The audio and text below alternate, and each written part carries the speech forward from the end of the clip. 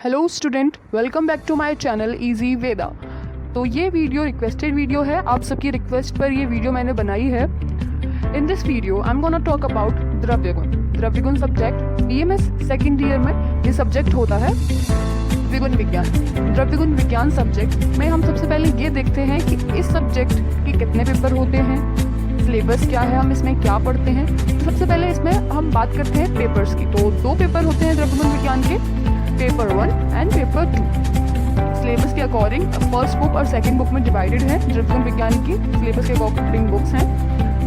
अब हम बात करते हैं कि ये पेपर में ड्रग्स मतलब द्रव्य मतलब ड्रग्स के बारे में ही सारा हमें डिटेल में पढ़ना है। द्रव्य के गुण, कर्म, रोग, अधिकार, रसपंचक, ये सारा डिटेल में हमें पढ़ना है द्रव्यगुण विज्ञान के पेपर में। तो इस वीडियो में हम मोस्टली इम्पॉर्टेंटली बात करेंगे सेकंड पेपर की, क्योंकि बहुत ज़्यादा डिफिकल्टीज बच्चे फेस करते हैं सेकंड पेपर में। बोटेनिकल नेम नहीं याद होते हैं, पर्याय याद नहीं होते हैं, बहुत सारी डिफिकल्टीज फेस करते हैं।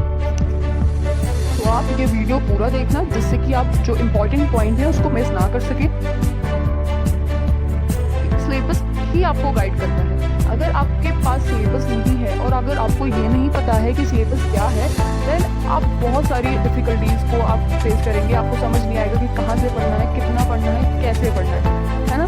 तो सबसे पहले क्या है, आपको सिलेबस की नॉलेज होनी चाहिए। सिलेबस आप सबसे पहले रीड करें, अच्छे से डाउनलोड करके आप उसको पेपर निकलवा के रीड करें, जिससे आपको ये पता लग सके कि आपको कितना पढ़ना है, कितना इंपॉर्टेंट है, ये आप अच्छे से देख सकें। Now second thing is take 1 drug daily, take 1 or 2 drug daily। As आपको क्या करना है, कोई भी 2 ड्रग्स मीन्स आप लेटर वाइज भी ले सकते हैं। जैसे आपने ए लेटर्स के जितने भी ड्रग्स हैं आपने एक पेपर पे उसको लिख लिया, उसके बाद आपने क्या किया, उसमें से 2 या 3 as per depend on you, आप कैसे आपके लिए थोड़ा सा इजी रहे वैसे आप लें। और उन ड्रग्स का रीड करो, आप उसको रीड करो, 2, 3, 4 बार रीड करोगे आप।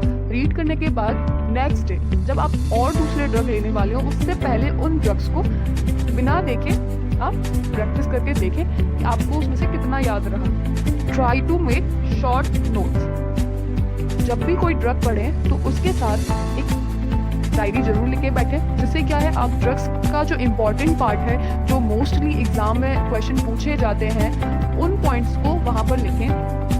लिखने के बाद जितने पॉइंट्स आपने लर्न किए उनको लिखने के बाद एक रेड पेन लेकर आप जो इम्पोर्टेंट है एग्जाम में पूछे गए हैं आप उनको अंडरलाइन कर लें। जिससे क्या है, जब भी आप रिवाइज करने बैठेंगे तो उन अंडरलाइंस पे आप एक बार नज़र डालेंगे और ये रूटीन के साथ आप करेंगे तो आपको डेफिनेटली ड्रग्स लर्न होंगे। शॉर्ट नोट्स टेबल की फॉर्म में कैसे बनाएं, उसका एक एग्जाम्पल के तौर पे मैंने यहाँ प्रेजेंट किया है। जैसे ड्रग है, हमने लिया गुडुची, तो सबसे पहले फैमिली है मैनीस्पर्मेसी और बोटेनिकल नेम है टिनोस्पोरा कॉर्डिफोलिया। फिर इसके पर्याय है इंपॉर्टेंट पर्याय याद रखने हैं हमें, अमृता, वत्सादनी, तंत्रिका, चंद्रहसा, ये सारे पर्याय हमें याद रखनी है। फिर इसके बाद प्रयोजांग इसका हम कांड यूज करते हैं। आप चाहे तो यहाँ पे एक शॉर्ट डायग्राम बना सकते हैं जिससे आपको याद रहे। इसके बाद रसपंचक है, तो रस इसका तिक्त और कषाय होता है, गुड़ लघु होता है, तीक्ष्ण होता है, वीर्य हमें याद रखना है, उष्ण वीर्य होती है, और विपाक इसका मधुर होता है।